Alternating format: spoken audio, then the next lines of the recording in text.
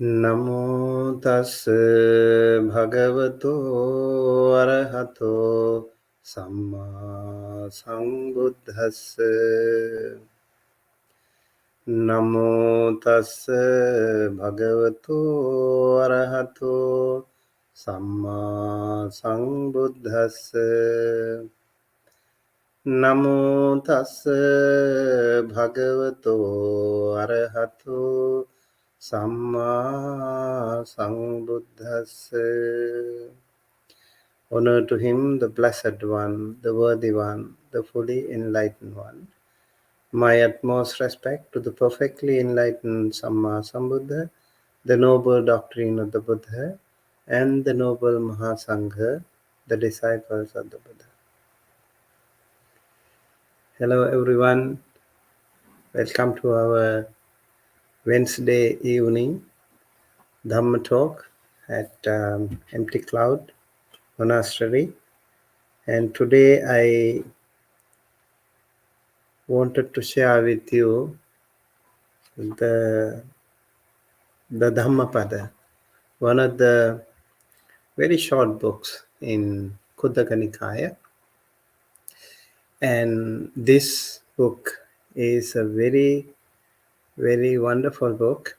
One of the foremost, I would say, among the Tipitaka categories, canonical literature. Because of the linguistic features that this book has, we can assume that it belongs to the earliest category of Buddhist literature. And this wonderful book has 26 chapters and 423 stanzas. All of them are so wonderfully crafted, composed, and I'm sure you all must have heard of this book, and I'm sure also you will really enjoy reading this book if you know the value of it. So I thought of sharing something on this book, at least a few stanzas in the. Maybe I will try to talk about the Dhammapada in the coming weeks as well. So today, hopefully, I will try to recite and discuss the meaning of the first chapter. As I said, there are 26 chapters. The first chapter is called Yamaka Vagga, the twin verses. And in this chapter, we have all the twins, like two sides of the same issue is discussed. Very nice, beautifully done. And then the Appamada Vagga is about the heedfulness. Chitta Vagga is about mind. Puppha Vagga is about flowers, how flower is symbolized in Buddhism. If you want to know something about why Buddhism has so many flowers everywhere, you can also take a look at this wonderful Vagga called Puppha Vagga. Puppha in Pali is flowers. And then we have Bala Vagga. Bala means Bala means fools. So biologically, you can be elder, but you still can be a fool. And so it doesn't matter whether you are elder or younger biologically. What is more important here is to not necessarily intellectually, but really spiritually rich people. So we have two chapters for these two categories. One is called Balavagga, fools. The other one is called Pandita Vagga, wise, the wise. And then there is another one called Arahanta Vagga, the worthy ones. And this Dhammapada, if you want to give a motivational speech, you should look at this wonderful uh, book, short book, small book. And over here you can find something or the other related to your topic. So Arhanta Vagga is about the worthy ones, the liberated ones, the enlightened ones. Very nice, beautiful stanzas are there. And then Sahasravagga is about thousands. How in Dhamma, many things are symbolized to thousands. Papavagga is about the evil, and Dandavagga is about rod or punishment, and Jaravagga is about old age. Attavagga is about the self, Lokavagga is about the world, and Buddhavagga is about the Buddha himself. Sukhavagga is about happiness. Piyavagga, affection. Kodhavagga is about anger. Malavagga, impurities or taints. And Dhammatavagga is about just or the righteous. Magga is about the way, Maggavagga, way or the path. Pakinnakavagga is about miscellaneous things, and Nirayavagga is about lower realms or woeful states. Nagavagga is about elephant, and Naga is also another very powerful symbol, simile or metaphor that is used in Buddhist literature. So a Naga also is compared to the Arahanta one, the liberated one. Tanha Vagga is about craving. Bhikkhu Vagga is about the bhikkhu or the mendicant. And the last but not least, Brahmana Vagga is about the Brahmana. So, who is a real Brahmana? Buddha was critically analyzing, and actually, he did not despise all Brahmins, the teachings, but he really wanted to open their eyes, those existing Brahmins those days. If you really want to be a good Brahmin, this is how you have to work, you have to walk in your progressive spiritual path. So this book is really, really an amazing book. I would say it's such a treasure trove of Dhamma, the gems of truth embodied in these texts. And also, I noticed that in this book, when you read, if you read out, maybe chapter by chapter, you can read every single day, just like chanting, and then read through the lines, also read the meaning.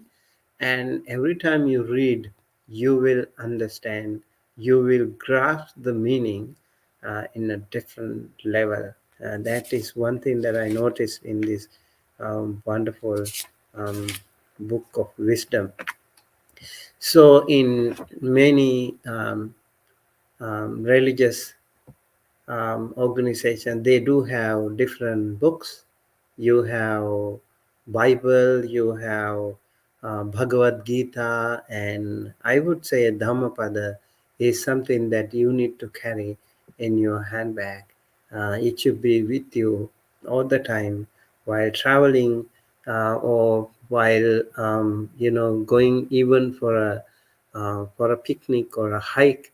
You can take a Dhammapada with you, and when you have some beautiful nature, and just sit on a rock or something, or underneath a tree, or even sitting on a beach, you can read the Dhammapada. You will feel the meaning in a very, very different realms.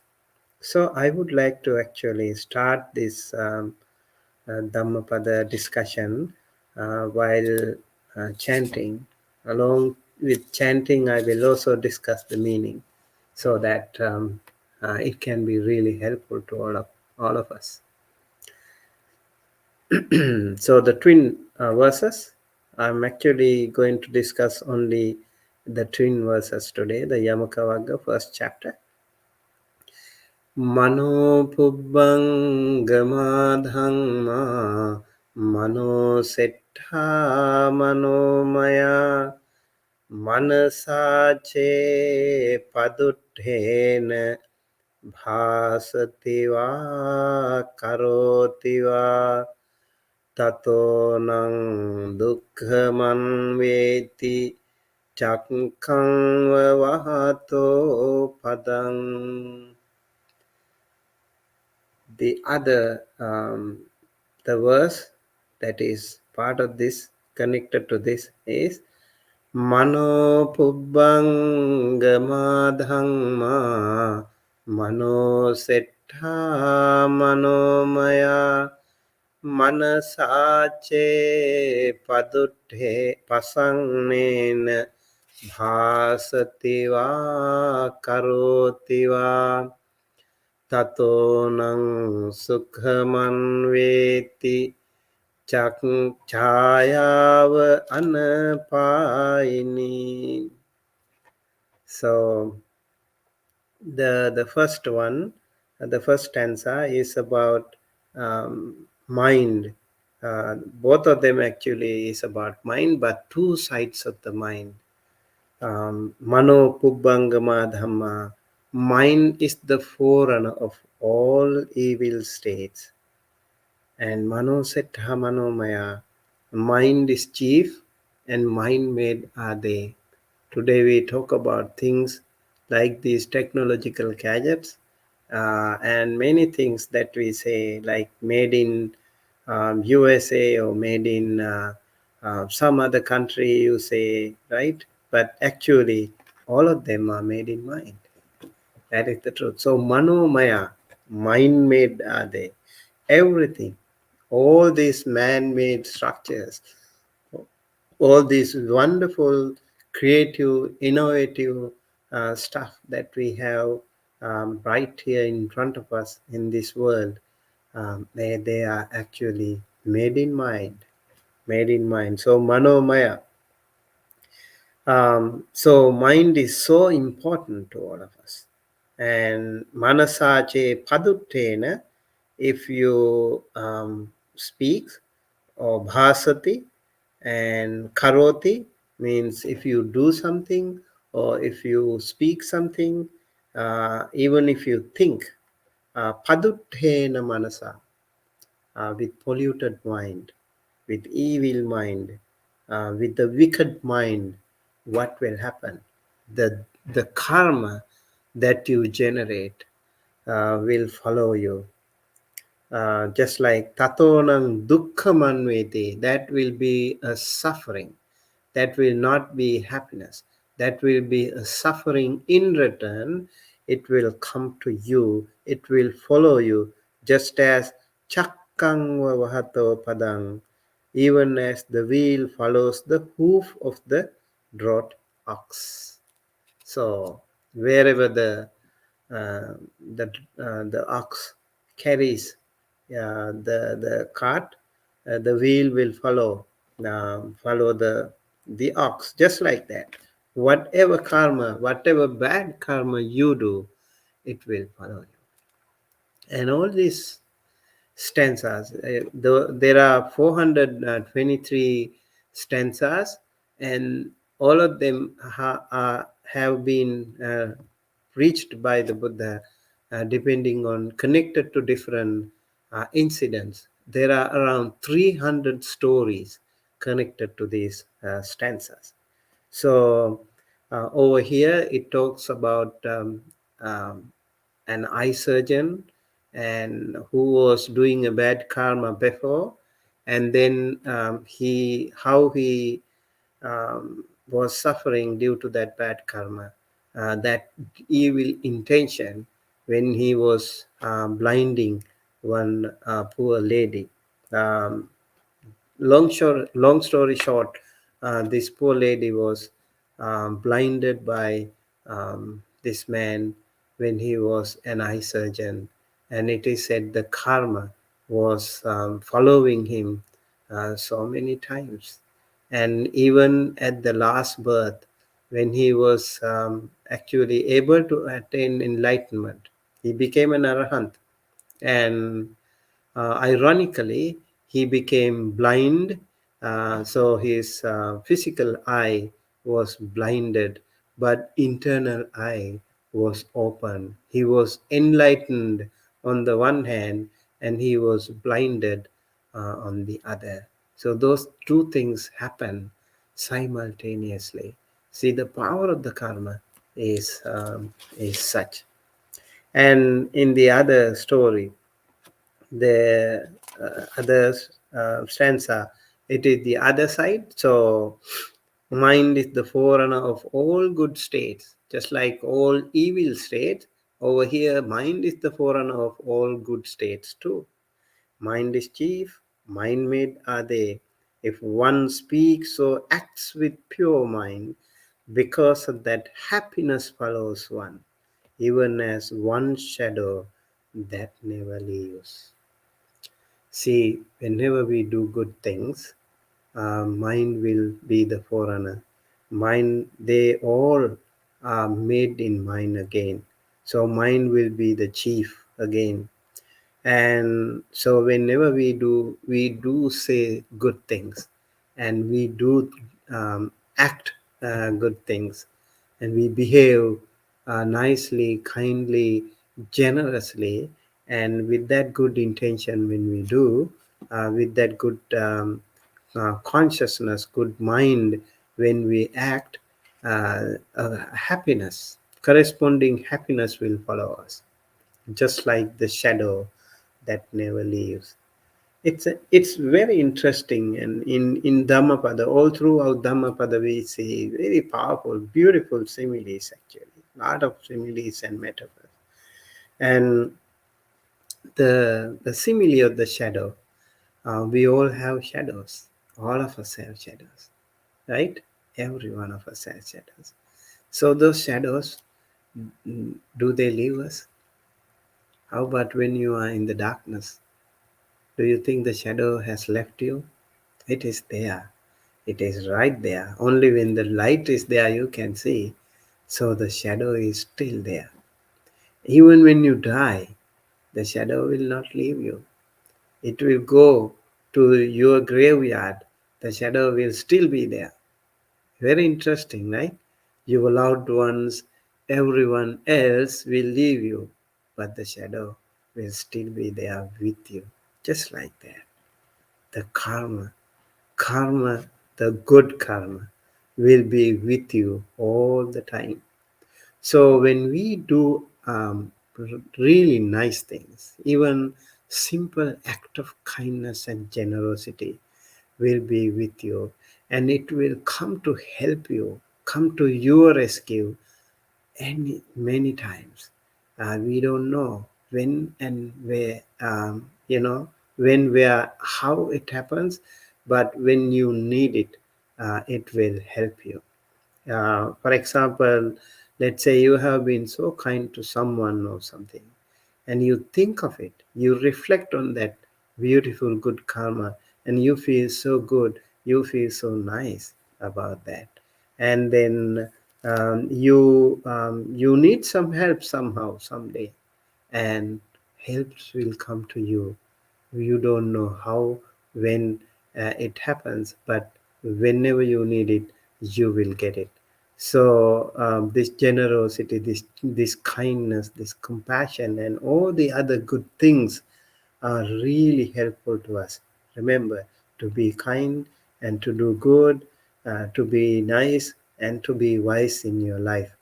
Every entire Buddhism, we can say, about the two words, to be nice and to be wise. And in entire Buddha Dhamma can be also summarized into this, to do good and to be good. So if you practice this way, you can see the good karma will follow you all the time, wherever you go.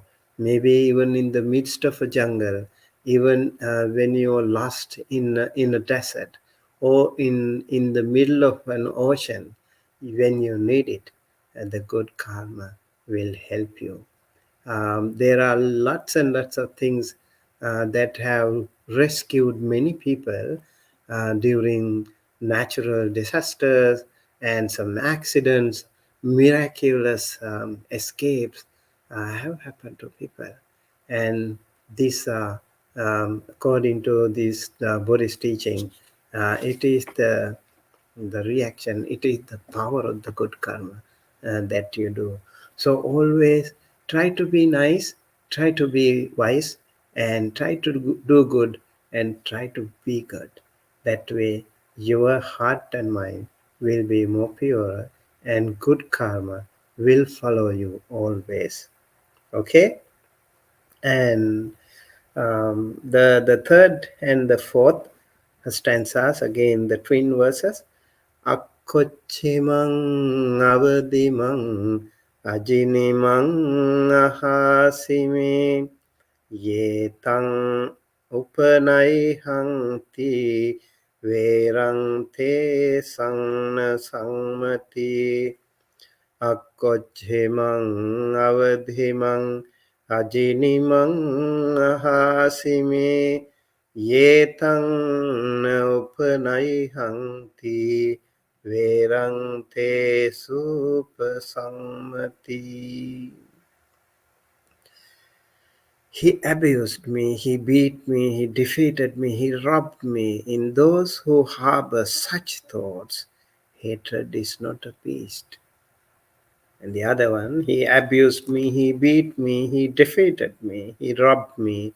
In those who do not harbor such thoughts, hatred is appeased.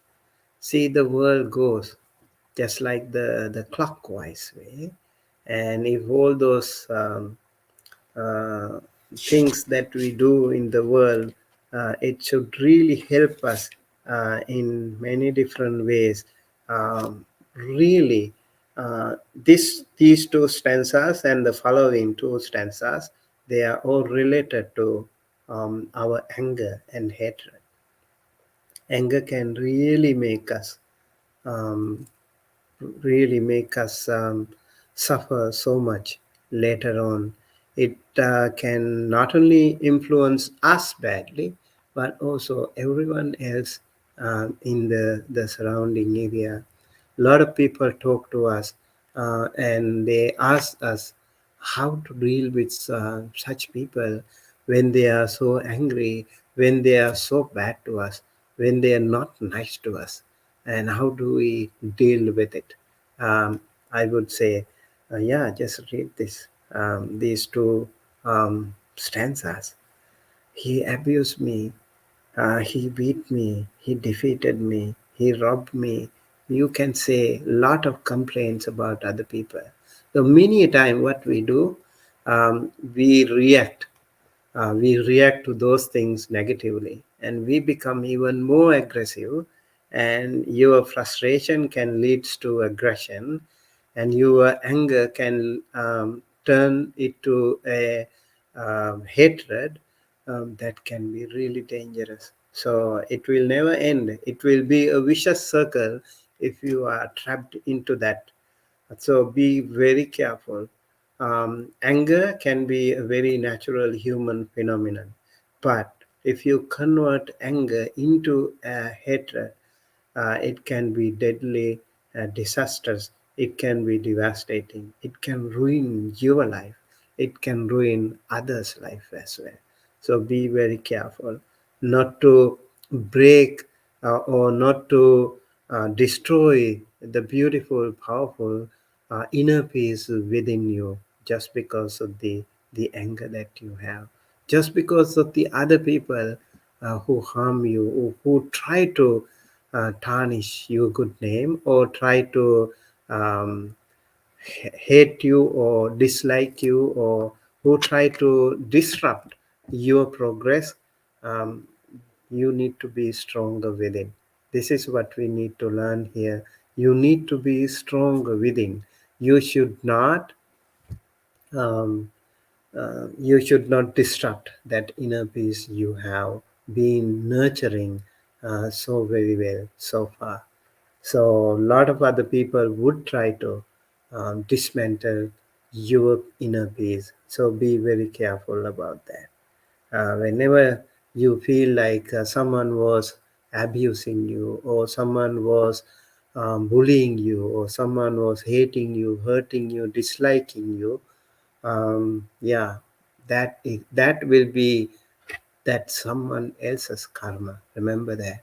And when you try to reciprocate, when you try to negatively react to those situations, then uh, the moment you start doing it, that will be your karma. So you have to be extremely careful not to harbor such thoughts. Okay? And so, very famous stanza. Two stanzas are there, which will also be very helpful to all of us. The next two stanzas. Nahi verena verani sammantidha kudachanam averena cha sammanti esa dhammo sanantano parecana vijananti mayametta yamamase yecha tatha vijananti tato sammanti medhaga. Hatred never cease through hatred in this world. Through love alone they cease. This is an eternal law. The others know not that in this quarrel we perish. Those of them who realize it have their quarrels calmed thereby. So, this wonderful stanza, I remember one of the Sri Lankan presidents, he used this Nahi Verena Verani, the Buddha's teaching, in an international forum where world leaders were meeting immediately um, after the World War II or something. Yes, and then he said, "We can hate. We should only cultivate non-hatred through loving kindness alone. We can solve problems. We can really um, uh, solve things through tit for tat. You really, I think today's world, especially we see the world is in on fire everywhere. People are fighting. We see world wars. We see civil wars happening everywhere. All of them cannot be concluded with those nasty, devastating hatred. It is only through peaceful means, it is only through loving kindness, non hatred, that we can solve those wars and battles in the world. So, including within ourselves, personal grudges, personal battles, and also other um, country level or community level or tribal level or whatever level. If you think of this anger and hatred, we only have one way to solve those issues, that is through practicing loving kindness. And that is the only way to seize those powerful battles. And this is an eternal law. So, if you keep practicing this loving kindness, you can feel that wonderful peace and happiness, and you can feel that confidence. You can feel that sense of security for yourself when you practice loving kindness. Remember, in Buddhism, we talk about 5 precepts. The first precept is Panatipata Veramani Sikkhapadang Samadhiyami. I undertake the precept to observe or abstain the precept to abstain from killing living beings. So, not to kill anyone, not to hurt anyone, not to hate anyone, will be a wonderful way to secure yourself. When you practice loving kindness towards others, when you respect others, they will respect you. You will be respected in return. So we need to remember that. There is no other way. You can force others to respect you. You can force others to protect you. You have to earn it. You have to deserve. And that is by practicing loving kindness. Respect others' life. Your life will be respect.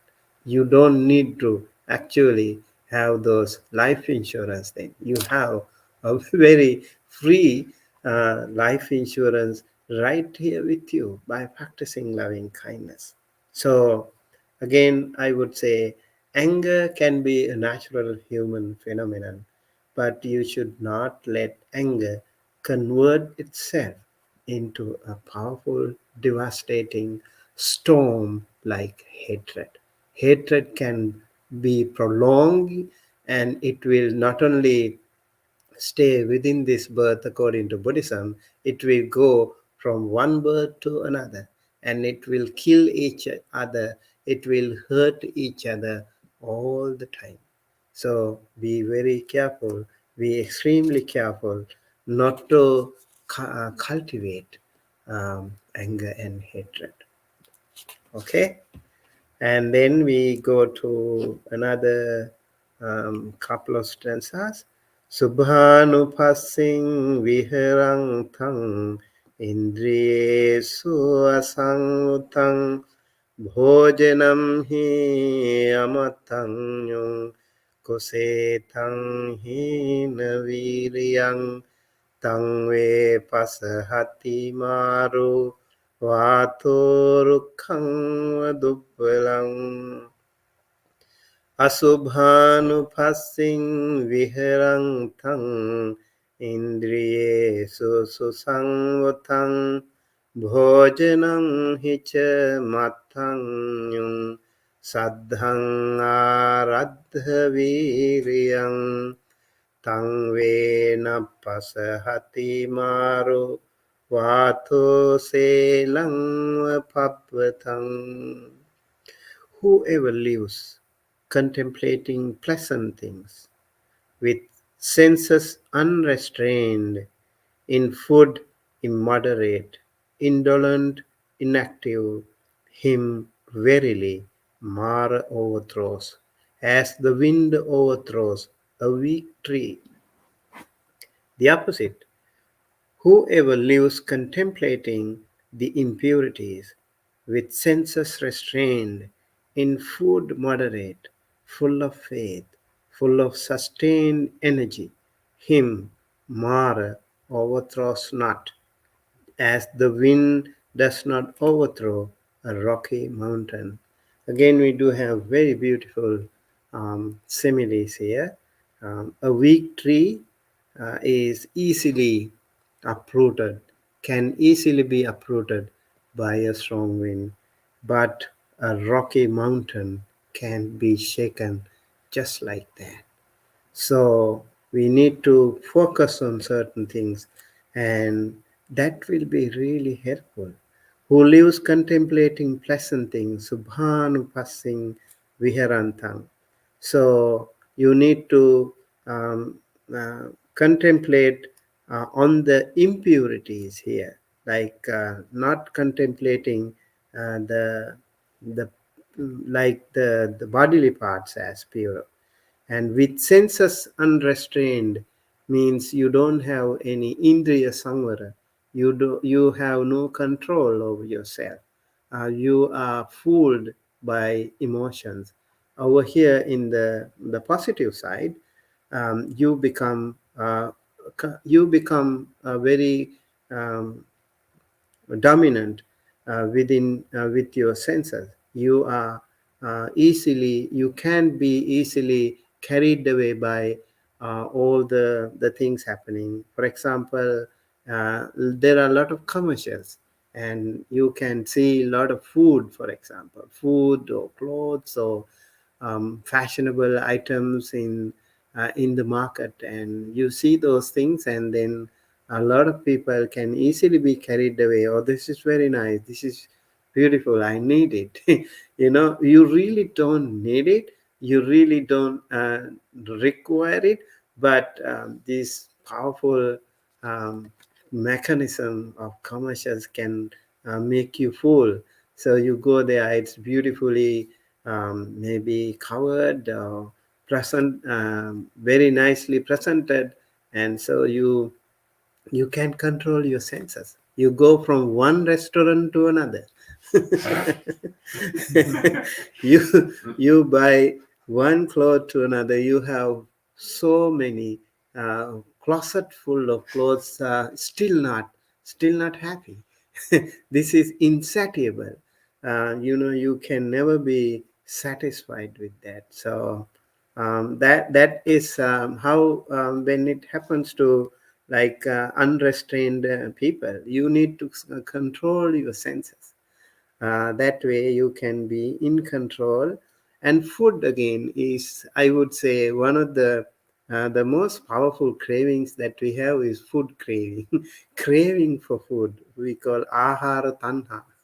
So we need to practice like moderate in food. I asked today, what's your name? Harry, yeah. I asked Harry, like, when you came here to the monastery, how do you find it? You can't even have dinner here. it's so it's so hard. Like he said, yeah, I was prepared for that.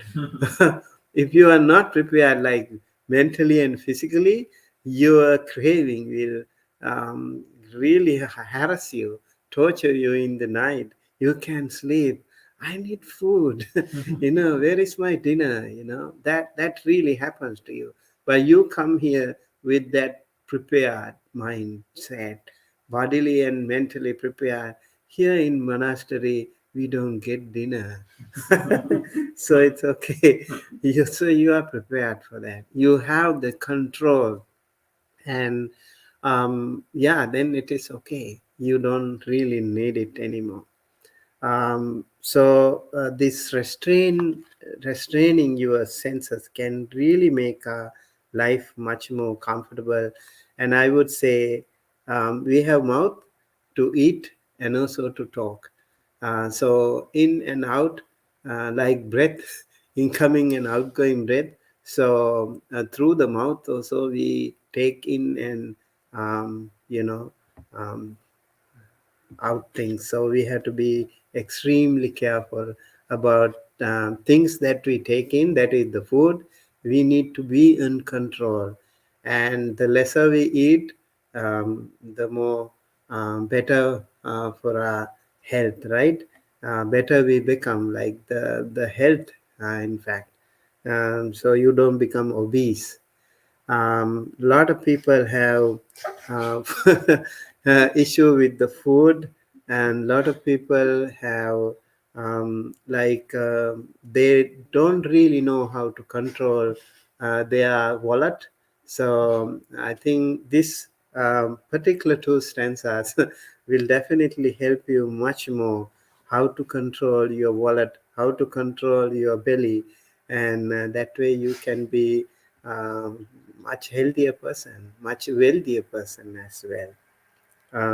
Yeah, and the Mara won't be able to shaken you. The Mara is those powerful temptations.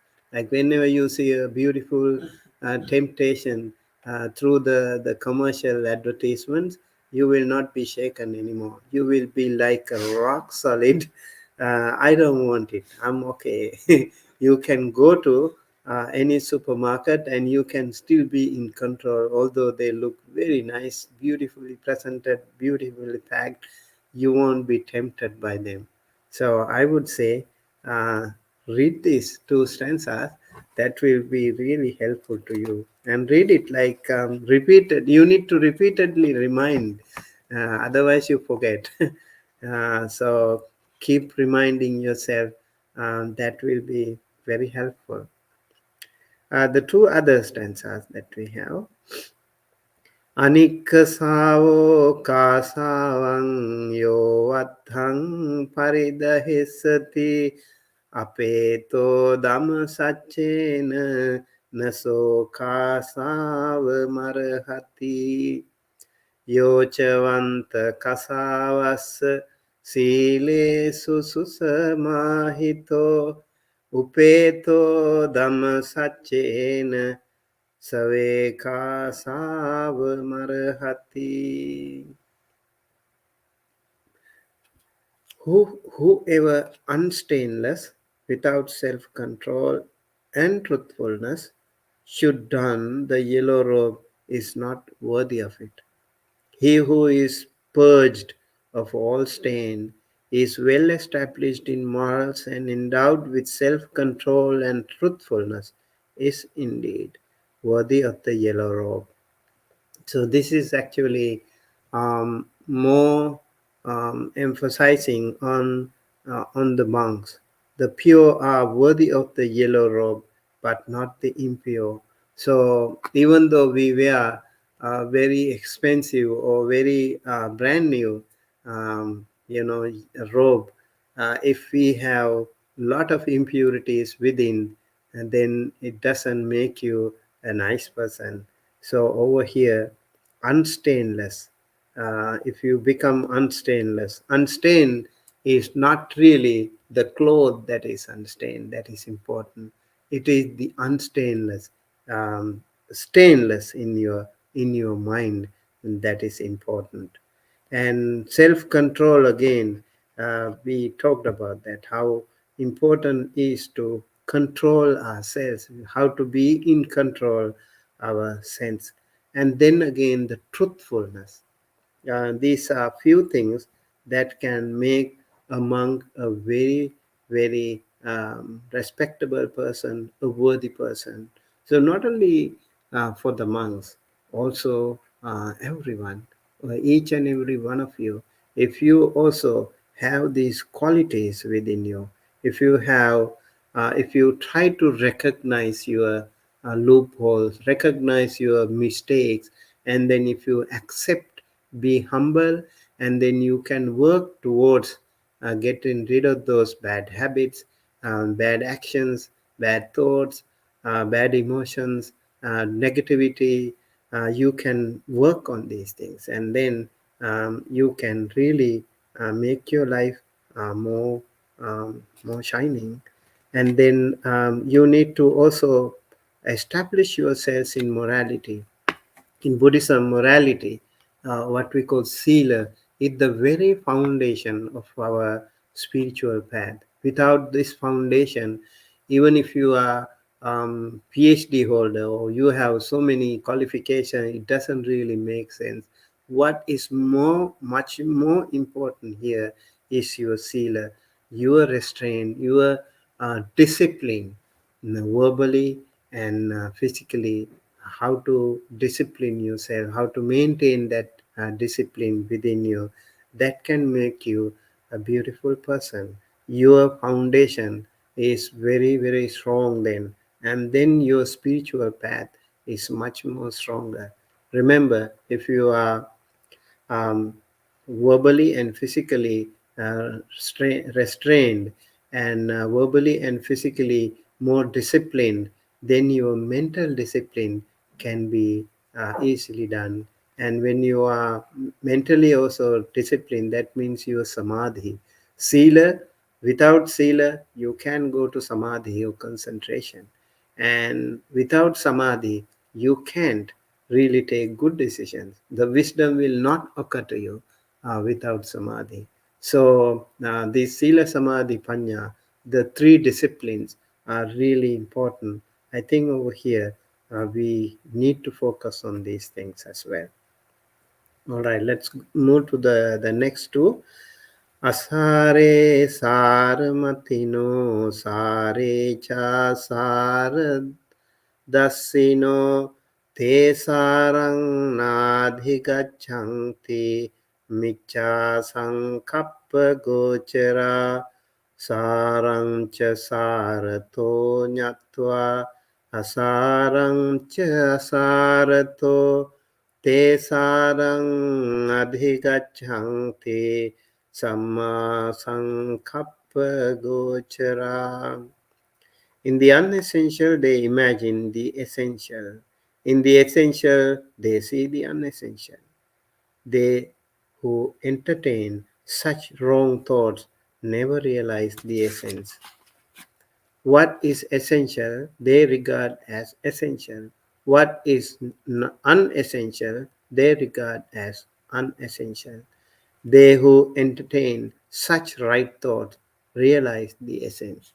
So, that is what happened to us most of the time. Whenever there is something good uh, we see it, bad or negative, and we don't see the positivity there. And so what is essential, we need to see it as essential.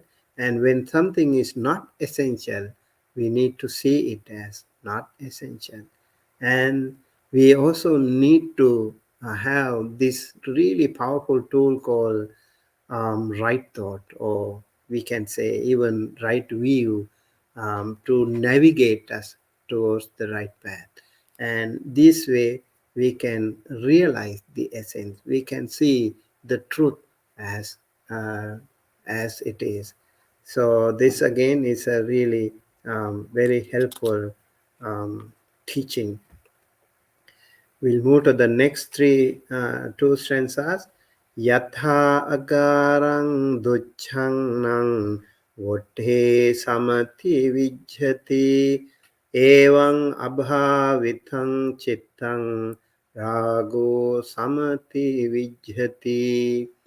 Yathagarang suchangnang vuntena samati vijhati evang subhavitang chittang ragon samati vijhati. Again, we do have a very beautiful um, um, metaphor here. Um, Ill-thatched house and um, well-thatched house. When you have ill-thatched house, the rain will, pierce through your roof, and you will be in trouble. But when you have very well, nicely done, well-thatched house, the rain or the storm will not be able to pierce through, and you will be safe.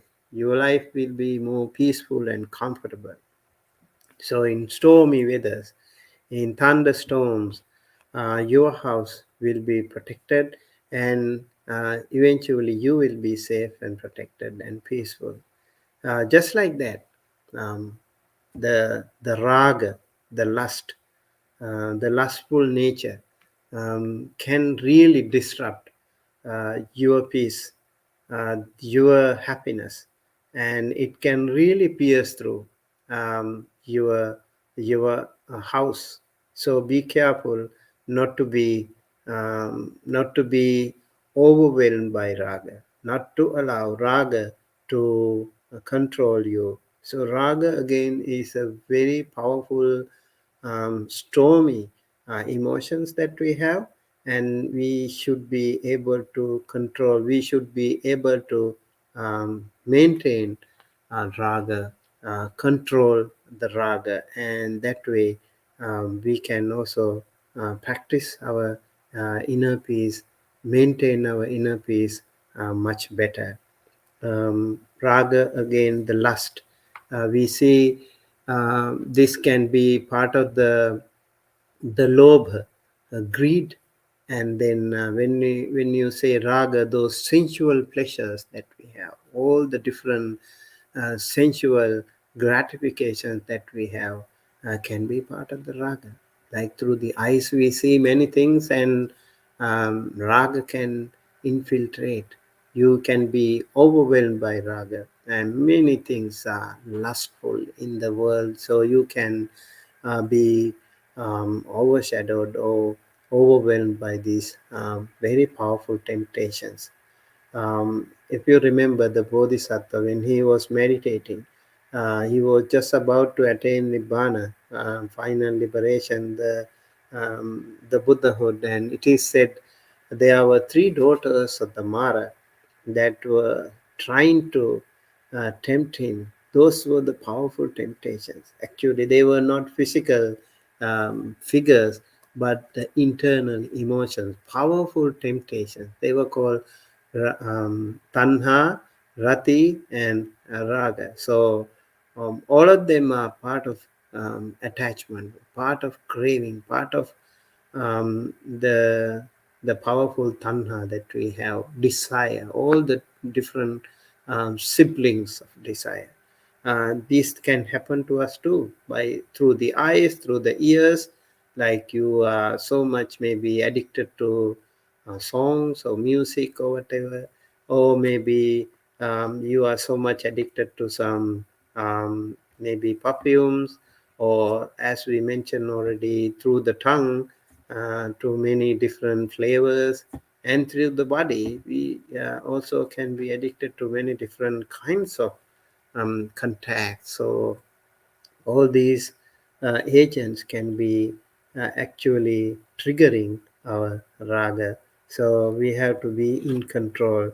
That is what the this wonderful two stanzas are talking about.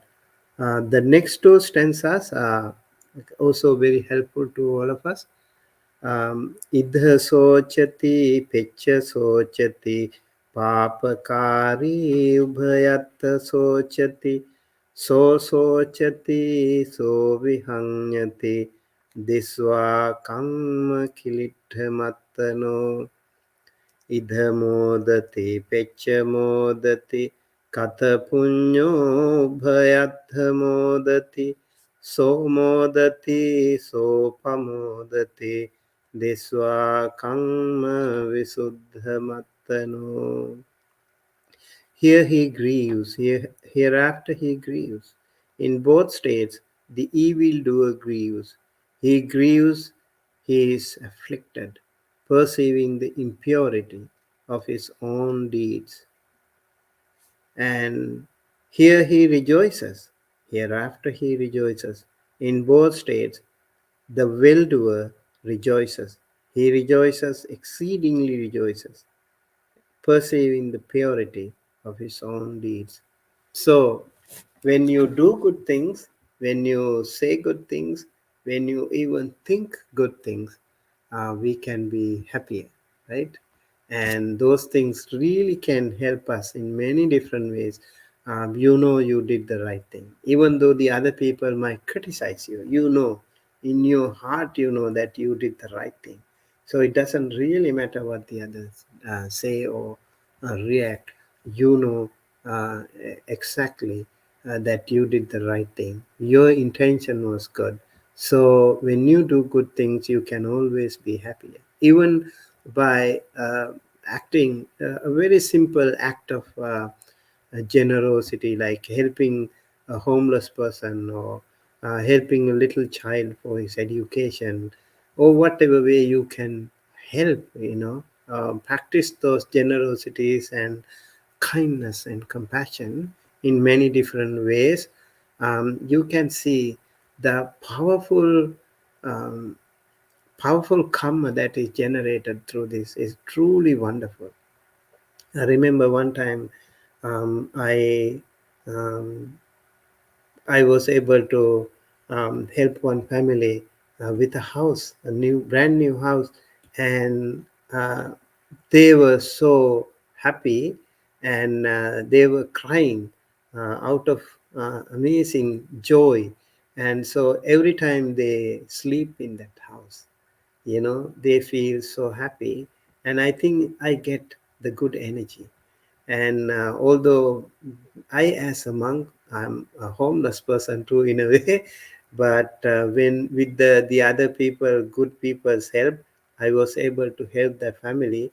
So I feel so secure within myself, and every time I feel everywhere. I feel at home, because when we do good things, the good will return to us in many different ways. So we can be so happier all the time when we do good things. You can think of all the good things that you do, and the power of that good karma that can generate really powerful good karma to help you, benefit you in so many different ways. And same thing when you do bad thing, the guilty consciousness can really torture you so much. I remember in Shakespeare's drama Macbeth. Have you read Macbeth? So in Macbeth, the Lady Macbeth was killing King Duncan, and then she was, washing her hands, and she is trying to wash the hands, and she, no matter how much you wash, all the wells in the world, all the water in the world can't really wash the dirt in the mind. So it's really powerful how guilty consciousness can torture you, can kill you within. It is devastating.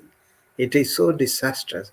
So to be good and to do good will be a wonderful way to make your life much more happier, peaceful, and comfortable.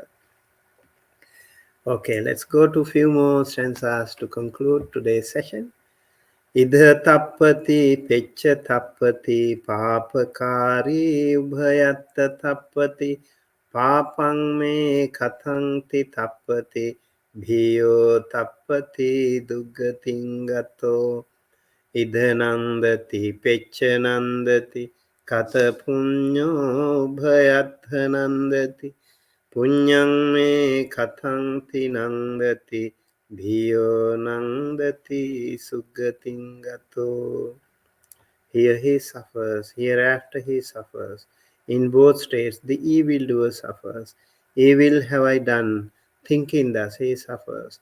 Furthermore he suffers, having gone to a woeful state. Here he is happy, hereafter he is happy. In both states the well-doer is happy. Good have I done, thinking thus, he is happy. Furthermore is he happy, having gone to a blissful state.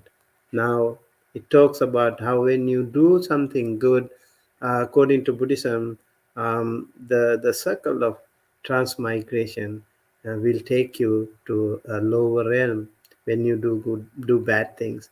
Same thing when you do good things, it will take you to a good realm. And even within this life, you can feel the good karma, the good energy can save you in many different ways. So you can be happy, just like the other one.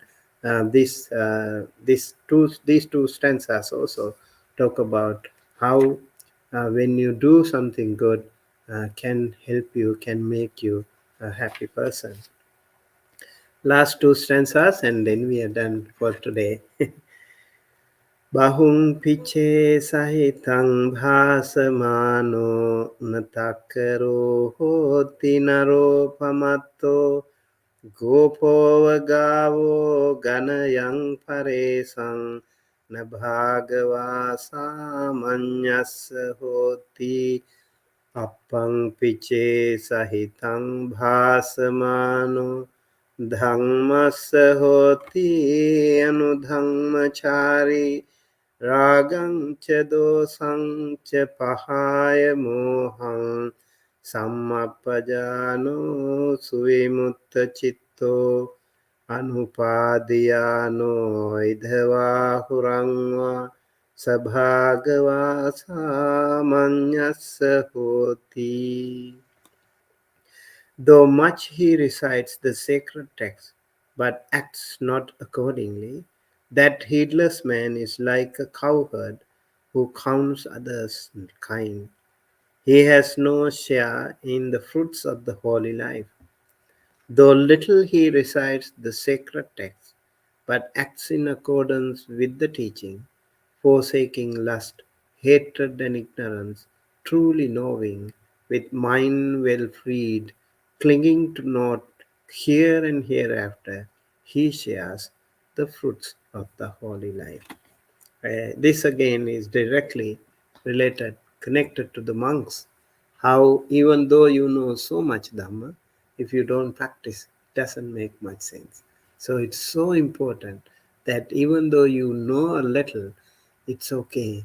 You practice it. You can be the owner of your own karma. Again, here we have wonderful two similes, like like a cow herd. You take care of the cow all throughout the day, but the fruits will go to the owner of the owner of that. So just like that, if you don't act, even though you know much Dhamma, it doesn't really make so much sense. So it is so nice, it is so good if we know, even we don't need to know all the Abhidhamma. I don't say you should not. You can, of course, learn. That will be really beneficial. You can read a lot of texts in Buddhism. It is okay. There's so much okay. But the most important thing is we need to practice. Whatever we know, we need to practice. That will be the final lesson that we can learn today. And today we learned 20 stanzas. I'm sure you remember at least some of them, and some of those advices can also be helpful. Please try to learn, practice, and make your life more meaningful and make your spiritual path progressive, and you can go inch closer to the final liberation. With that, I conclude. May you all be well, happy, healthy. May the noble triple gem bless you, help you, protect you, and guide you towards the right path. Sukhi Dīghāyuko Bhava.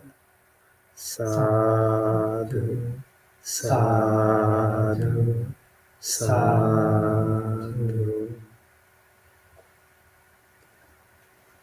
Okay, if you have any question, I can help, or we can conclude today if not. Are there any questions online, Bhante? No, No? we Okay. have a lot of people here though. Yeah, thank you everyone for joining. Alisa and Julie and Maria and Kim Gordon, uh, Manal Vyas Mehta, S. Jaff, MG Sen MCU, Jayanta Fernando, okay, Mary and Gregory and Karuna, Edward Clark, Lydia, Eric and Christina, Lydia, and many people. Yeah. Yeah. Okay. Thank you very much for joining us today. And also we have Harry and Anthony and Venerable Samanira. What's your name? Vagga. Vagga. Vadda. Yeah, Vagga. Okay. And all the monks in the monastery. And may all of you be blessed by the Noble Triple Gem. May all Devas and Brahmas and all Kalyanamita friends bless you, help you, protect you, and guide you towards the right path. And also, may all the departed ones of all of you able to be able to share this merit, receive this merit. May they all be well, happy, safe wherever they are. May all of us and all sentient beings in the world, including Devas, Brahmas, be able to live our life peacefully, comfortably with good health. Will let us also think of all the people who suffer due to something or the other.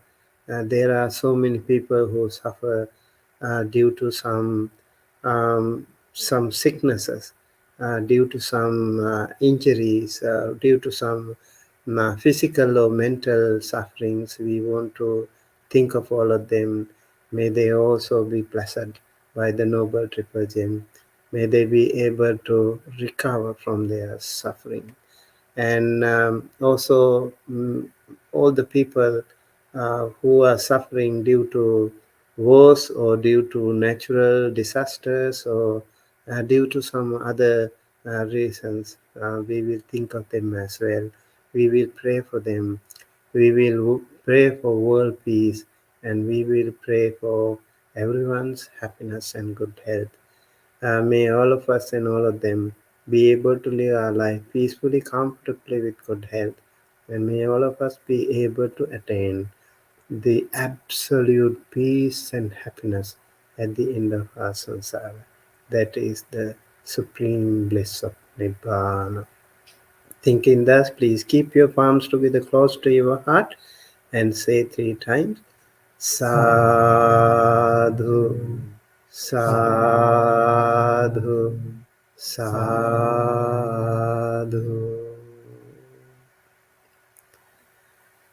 Abhivadana silis nichang uddhapachayino chattaro dhamma vaddhang te ayuvanno sukhang balang Ayurarokya sampatte sagga sampatti mevacha ato nibbana sampatte minate samijjhatu.